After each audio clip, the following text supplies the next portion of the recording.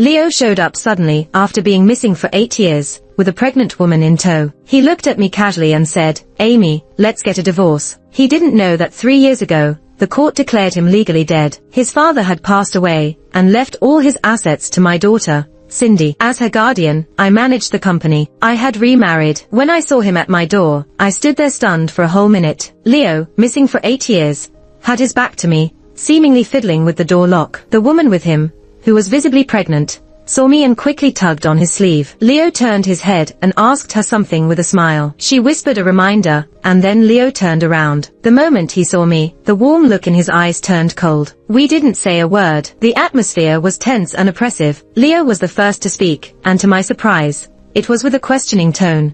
"Amy, why did you change the password?" "The house password used to be our wedding date." I scrutinized his face. 8 years had passed, and he had matured, but his eyes still held an arrogant innocence. He was still handsome, but his complexion and skin looked rough, and his ill-fitting clothes didn't show any brand. Clearly, he wasn't living well. The woman timidly tugged on Leo's sleeve again. Leo held her hand, clearly trying to comfort her. He was the mature and handsome man, while she was the innocent, delicate woman, a perfect match. If I were someone who had been waiting for their husband for 8 years, I'd be heartbroken now. But luckily, I wasn't. This house originally belonged to Leo. I frowned slightly, but stepped forward and entered the new password to open the door. Leo watched me enter the numbers and frowned. 210909. What date is that? Of course, he didn't know. It was the day of my second wedding. Leo and I had a business marriage. We were childhood friends, and he was only a few months older than me. At 22, as arranged by our parents,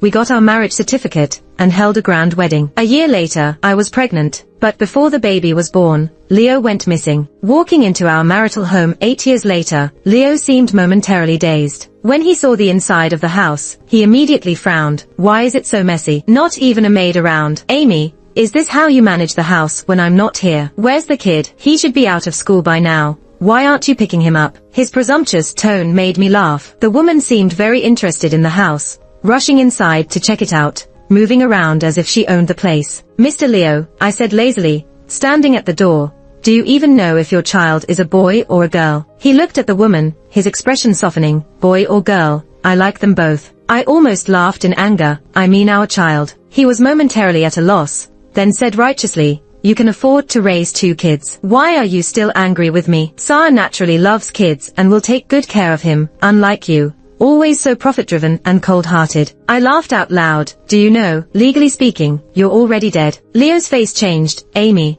I know you're upset I took so long to show up, but you can't say things like that." The woman immediately added, "I know you have resentment, but Leo has suffered a lot over the years. You can't treat him like this no matter how angry you are." I opened my phone's photo gallery and showed him a picture. It was a death certificate. "Look at the situation clearly. You died 3 years ago, Leo." The words on the white background made Leo's pupils constrict, but he quickly reacted, insisting, "Amy, what kind of tantrum are you throwing?" I laughed even more heartily and then turned to the woman leaning on Leo's arm, glaring defiantly at me. "Leo, who is this?" Leo was stunned for a moment, then turned to look at the woman. His previously icy and impatient face melted into warmth. He gazed at her lovingly and said, "Amy, you and I were a mistake. Meeting Sarah made me realize I never loved you. I truly love Sarah." I cut him off impatiently.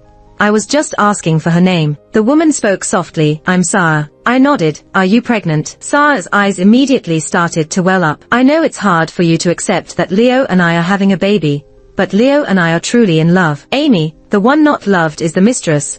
It's our child who will be born into a loving family." I listened expressionlessly and then asked, "So you're saying my child with Leo was forced on him?" "Leo, I never thought your heart was so cold while your body was so warm that you could still conceive a child with me. That's terrifying." Leo's face turned beet red, and he quickly comforted Sarah. "Sarah, don't listen to her.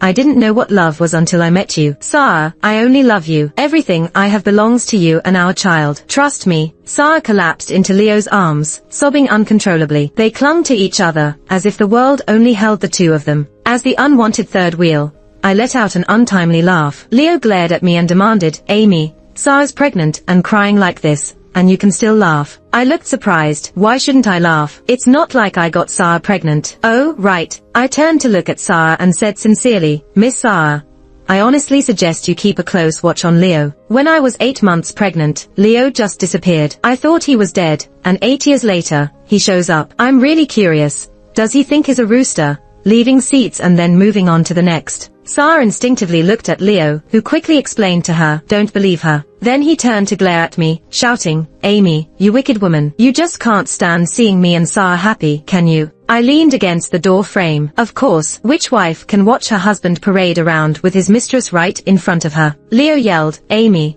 I never knew you were so venomous. What mistress? Sarah is the one who should have been my wife. I'm telling you, I'm here to divorce you. Well, you came back for nothing. I raised my hand, showing the diamond ring on my left ring finger. Legally, once someone is declared dead, the marriage is automatically dissolved, and the spouse can remarry. So, you don't need a divorce. Leo looked disappointed. Amy, how did you become like this? Why are you showing me a fake ring? It won't change anything. The only person I love is Sarah. I felt disappointed too. After all these years, you're still the same, never understanding what people say. Right then, the sound of screeching car brakes came from outside. Running in were not just the lawyer I expected, but also my current husband. He hugged me urgently, checking me over. Are you okay? Did that jerk hurt you? Leo looked shocked, glancing between us, and then almost angrily said, Oh, Amy, is this Steve? When did you two get together? Did he really think I was head over heels for him?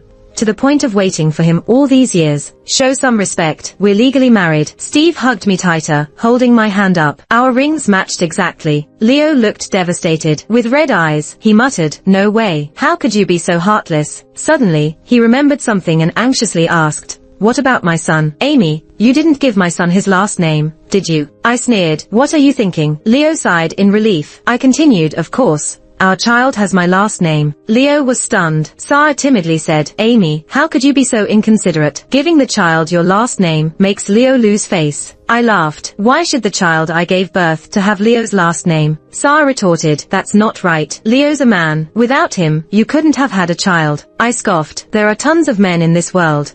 I don't need just one, Leo. Leo fumed. You worthless woman. I can't believe I never realized how promiscuous you are. Calmly, I replied, I figured out long ago that you're as dumb as a rock. Steve couldn't help but intervene. Cindy's a girl. A sweet, well-behaved girl. Hearing that, Leo relaxed a bit. Magnanimously, he said, It's not a big deal if a girl takes the mom's last name. But Amy, the family business still needs a son to inherit it. If you're really that upset, we don't have to get a divorce. Sarah's likely to have a boy, and we can place his name under yours and give him the company's inheritance. Sarah turned pale, shrieking, Leo, what are you saying? Leo glanced at her sternly. Sarah, listen. Steve and I exchanged a glance, struggling to suppress laughter. Did Leo still think I was joking? After a long pause, Lee, the lawyer, couldn't help but ask, Amy, may I start? Leo recognized the longtime company lawyer and relaxed a bit. He turned to me, Why have him here? Amy, I said, let's compromise. I won't divorce you if you change our daughter's last name to Lynn. With utmost courtesy, Lee responded, You misunderstand. Amy didn't call me here for a divorce. I'm here to revoke your death declaration. Moreover, your assets need to be returned from your inheritors. Silence fell. Leo's eyes widened, filled with helplessness. He shouted, What are you all talking about? Declared dead. My parents would never agree. Where's my dad? Give me a phone.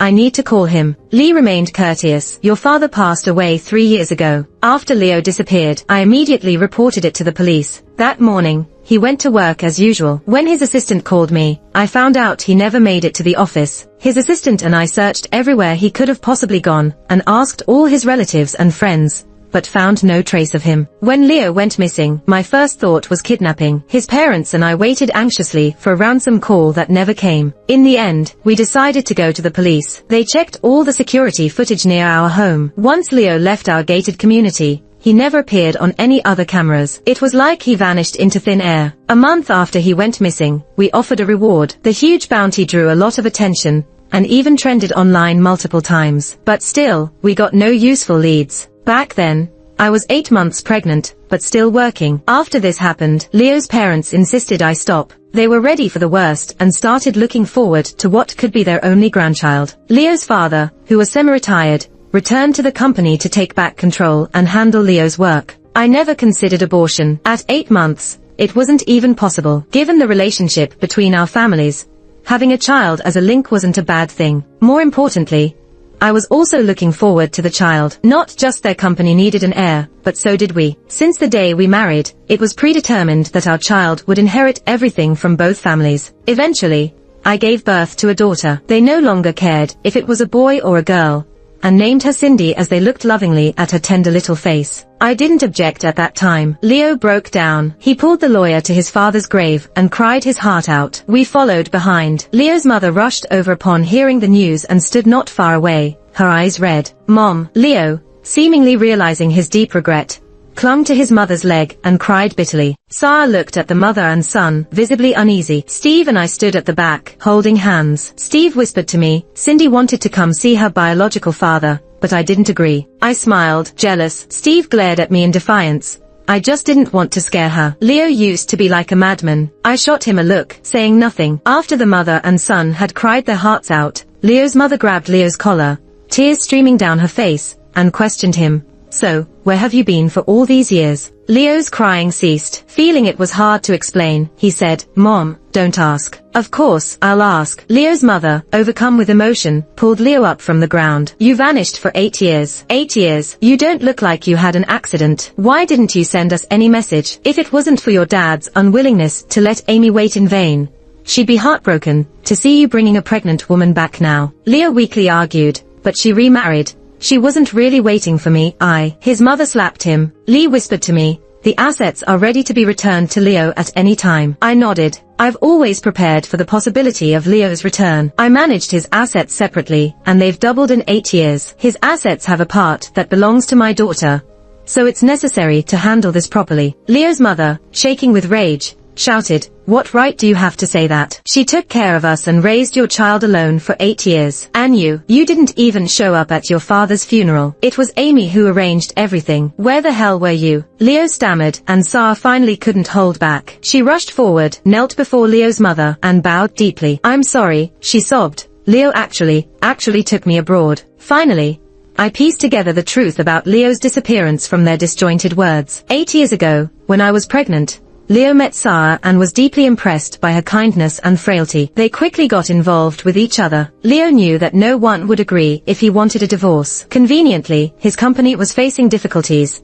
and the immense work pressure was suffocating him. My pregnant, changing body and irritable temper repelled him. After much contemplation, Leo secretly transferred a significant amount of assets abroad. Then he and Sarah planned to evade surveillance, dispose of anything that might expose his whereabouts, and boarded a concealed van. To cover his tracks, Leo chose to illegally sneak out of the country, while Sarah flew out with her passport. After months of evasion, Leo finally reached Sarah's country. Sarah had a tourist visa to stay there and evade family responsibilities. They lived in hiding, but with money, their life was still somewhat comfortable and their relationship was good. Until recently, Sarah found out she was pregnant despite using contraceptives. A year ago, their money ran out, and they had to start working to get by. But now, Leo couldn't bear to let their child born out of true love suffer. He figured that with the child, he could coerce me into a divorce. So, they took a flight back home. Leo's mother, trembling with fury, screamed, so, you abandoned your aging parents and pregnant wife,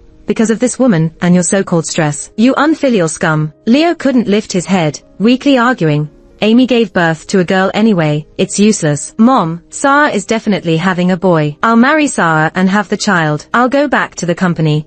I promise I'll work hard and run the company well this time. You can stay at home and take care of the child with Sarah. Shut up. Leo's mother violently interrupted him. We only have Cindy as our child. She's not part of my family. Leo dismissed it. I laughed and signaled to Lee. Lee understood, presenting the asset list. Leo, please have a look. This is your current asset list. Leo eagerly took it, smiling at Sarah. Don't worry. I can support you and the baby. But as he read through, his smile faded and his face turned more sour. Is this all? Where's the Lynn shares? Didn't my dad leave me anything? He turned angrily to me. Did you take my shares that my dad left? I smiled at him. Mr. Lynn, get it straight. You are legally dead. How could your father leave shares to a dead man? In the 5th year of Leo's disappearance, his father fell seriously ill. Leo left a mess behind. Though his father asked for my help, he was still wary of me, taking care of everything himself. He worked himself to exhaustion and soon fell ill. With Leo missing, the asset distribution became complicated. Lots of people eyed Lynn's assets. In the end, Leo's father made a decision. This dying man spent the last moments of his life arranging his son's death. After much coordination, Leo was legally declared dead by the court. His assets were divided into 4 parts for his parents, me, and my daughter. After completing this, Leo's father wrote a will and passed away with regret. In the will, he left everything to his granddaughter, with Leo's mother as her legal guardian. Leo's mother didn't understand business, so all the power fell into my hands, including Leo's inheritance. Leo's assets were mostly real estate and cash, totaling billions, but with few company shares. His father hadn't managed to pass them on to him. I knew Leo's father actually still hoped Leo was alive, but given the circumstances, he had to make such a choice. According to the law, if Leo returns, his assets are still his, while Leo's father's assets are already my daughter's. Leo can't get a dime. My daughter has always been with me, so even if Leo returns, custody will likely still be mine. So, I didn't refuse to let Leo into our marital home. It was his house originally. Not long after Leo's father died, I changed my daughter's name to Cindy. Leo's mother, being sensible and understanding, did not oppose it. She continued her carefree life, happily accepting the hefty alimony I sent her monthly. My daughter quite liked this straightforward grandmother, and the 3 of us got along well. Though some people were suspicious of me, I was the perfect victim all along. The police found no flaws in my story. My in-laws, knowing my character, never doubted me. Leo was practically losing his mind. What does a little girl need shares for? Dad, are you out of your mind? He was almost about to cry at the grave,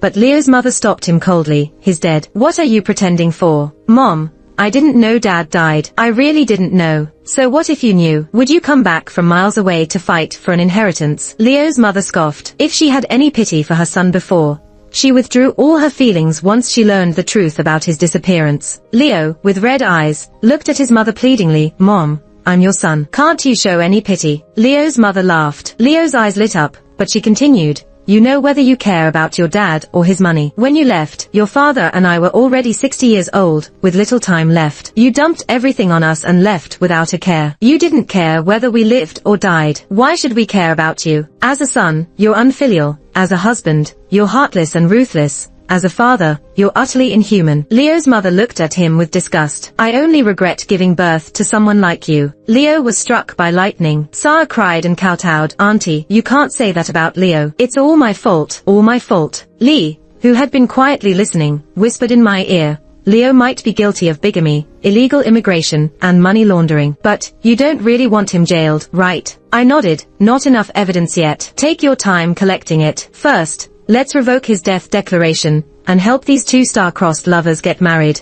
Let them enjoy a few good days. Oh, and don't forget to deduct my asset management fee, and Cindy's child support from the money we return. Steve was delighted. I love how sly you are. Leo started pestering me again. Compared to Leo's massive assets, the little bit he had left was pitiful. He seemed to want to remarry me or fight for Cindy's custody to regain Leo's assets. The next day, when I picked up Cindy from school, I saw Leo at the gate. When he saw me, his face twitched, but he finally humbled himself and approached. Amy, I'm sorry. I responded lazily. Leo, encouraged, continued. I asked around. You and Steve don't have kids yet. I won't hold a grudge against you for abandoning me. Cindy needs her dad. Divorce him, and we can get remarried. I smiled and asked, what about Sarah? Seeing me smile, Leo thought he had a chance and quickly said, I said we could register her child under your name. I won't let her bother you. Heritage should go to a boy. Once we transfer his shares to me, we'll eventually pass them and our estate to our son. The little brother will take good care of his sister. I grinned. Leo, your face must be stretchy enough to wrap around the world by now. Leo was stunned. I waved to the girl behind him. Leo, feeling saved, quickly turned around and said eagerly, Cindy, is it? Cindy, I'm your dad. You must miss me a lot, right? As he went to hug her, the girl quickly backed away. Leo thought she was shy and said patiently, Cindy, don't be afraid. I'm your dad. I asked from behind him, Anne, where's Cindy? Leo's movements froze. Anne quickly dodged Leo and ran to me. Cindy is on duty today. She'll be here soon. Isn't Cindy's dad Steve? When Leo disappeared,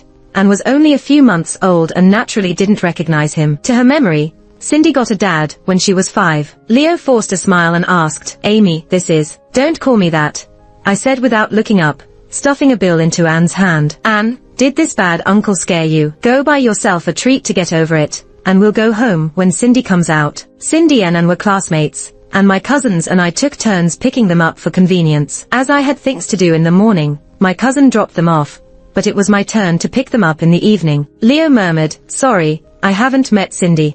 Well, Cindy doesn't know you. She only needs one dad, my husband, I calmly stated. Leo was furious. "Amy, you need to show some respect. Cindy just hasn't met me. Once she does, she'll be all over me. I'm her real dad." I couldn't be bothered with him, and ran back quickly, holding 2 cotton candies. She handed me one along with some change. "This is for Cindy." Leo found a new topic. "Cindy likes cotton candy," and shook her head as she opened the car door and sat inside, happily taking a bite of her cotton candy. "No, but we always buy 2 of everything at home. One for me and one for Cindy. Cindy doesn't like cotton candy, so she gives hers to me. That way, I get 2. Anne is older than Cindy, but Cindy acts more mature. When they stand together, Cindy seems like the older sister." I smiled and ruffled Anne's hair. "Our Anne is so clever." Cindy finally came out. The moment Leo saw her, he was stunned. Cindy is a smart kid. She perfectly inherited the best traits from both Leo and me. She stands out with her striking appearance and calm, composed demeanor among the other kids. After all, she is the future successor to both Leo and Amy. I was very pleased. Leo recognized her at once and stammered, "This is Cindy, right?" I ignored him. Cindy saw Leo and paused for a moment, then walked over slowly and handed me her backpack. She asked politely but distantly,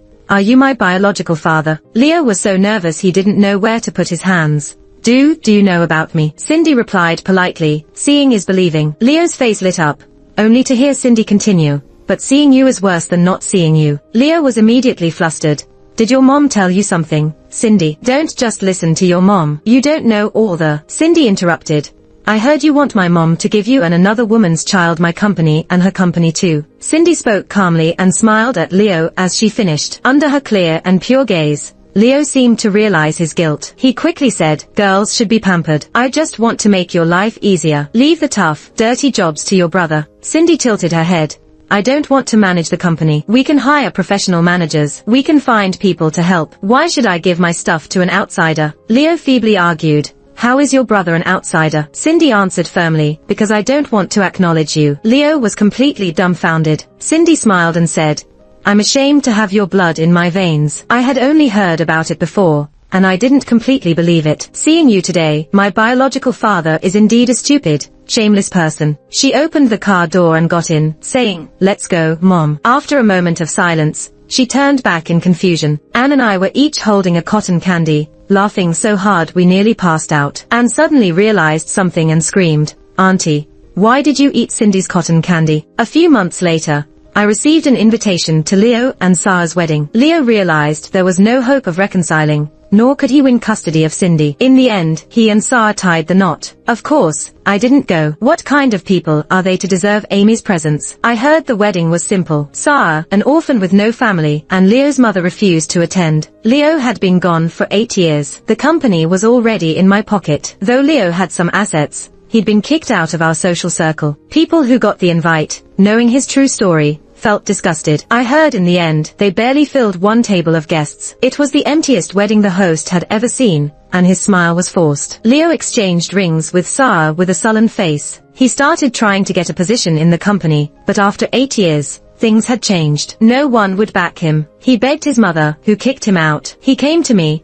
and I had Cindy chase him away with a few words, leaving him humiliated. Desperately, he even went to Steve. That night, Steve came to me, looking pitiful. "Your ex-husband is threatening me." I patted his head with a smile. My marriage to Steve was a transaction. The circumstances around Leo's disappearance were suspicious. I feared if the death declaration was revoked, our marriage would be restored, meaning I'd have to divorce Leo again. So, I needed someone to marry fast. Feelings didn't matter much to me. After careful consideration, I chose Steve and negotiated a businesslike marriage. Steve's father favored his illegitimate child, so we agreed.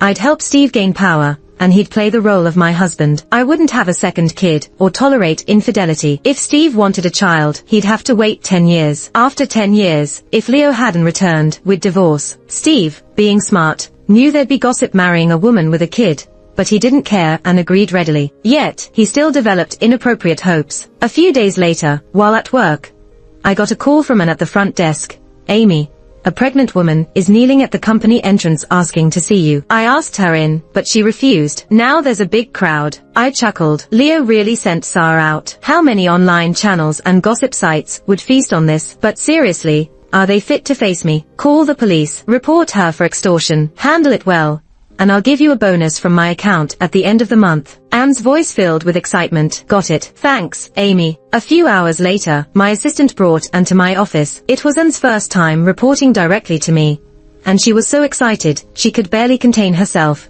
as she thoroughly recounted Sarah's reaction. The police arrived soon enough. As soon as Sarah saw them, she got nervous. Her experiences in avoiding the police abroad made her instinctively stand up, ready to flee. The receptionist grabbed her immediately, pulling her into the police car, with a bright smile and no further discussion. Sarah stammered for a long time, but couldn't explain why she was kneeling at the gate. Eventually, the police called Leo, and pieced together the truth from their chaotic words. Sarah was pregnant, so the police couldn't do much besides giving her a stern lecture before sending her away. After this incident, I was sure Sarah wouldn't dare come again. I was very pleased and gave the receptionist a generous bonus at the end of the month as promised. I heard that the receptionist was so excited upon receiving the bonus notification that she almost fainted and immediately took her colleagues out for a meal after work. News outlets tested the waters by posting articles about a pregnant woman kneeling at the gate, but they caused no stir. Leo tried everything he could but couldn't see me again. Like I said, who is he to think he could meet with me? I'm the co-owner of both the families, not someone just anyone can meet. Leo tried his old tricks, hoping to block me at Cindy's school gate, but he didn't know that,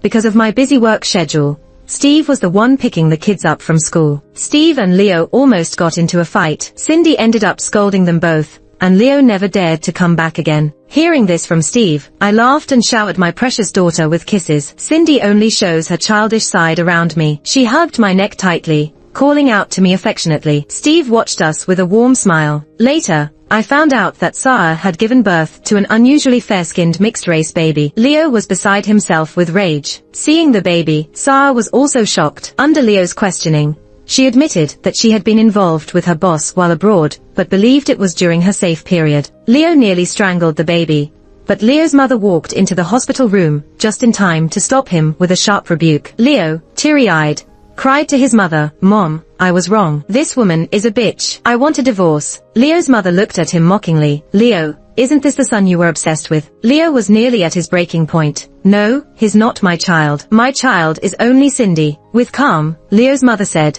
"Cindy wouldn't acknowledge a father like you. It doesn't matter. She looks so much like me. She's my kid. This one is the bastard." Leo glared hatefully at Sarah. "I'll divorce you. I'll win Amy back." Leo's mother slapped him sharply. "You don't deserve Amy." Finally coming to his senses, Leo knelt and cried bitterly. Later, Leo's mother told me that Sarah clung to him persistently, forcing him to acknowledge the child. 8 years abroad hadn't dampened their feelings, but within months of returning, they were at each other's throats. Every time Leo thought about the vast wealth, it pained him. Previously, he endured for the child, but since the child wasn't his, he started domestic violence. Sarah wasn't a true damsel in distress. She fought back, but being weak from childbirth, she still lost the fights. Afraid of the police, she didn't dare to call for help. Lee told me that Leo had his lawyer friend notarize all his assets, intending to leave everything to Cindy. Leo lingered around Cindy's school for days, but didn't dare to see her. Worried it would affect Cindy's life, I told Lee it was time to wrap things up. So, not long after, Leo was arrested. To avoid seeing his son, he confessed to all his crimes. With solid evidence, he was quickly sentenced. After hearing the news, Leo's mother remained silent for a long moment, sighed,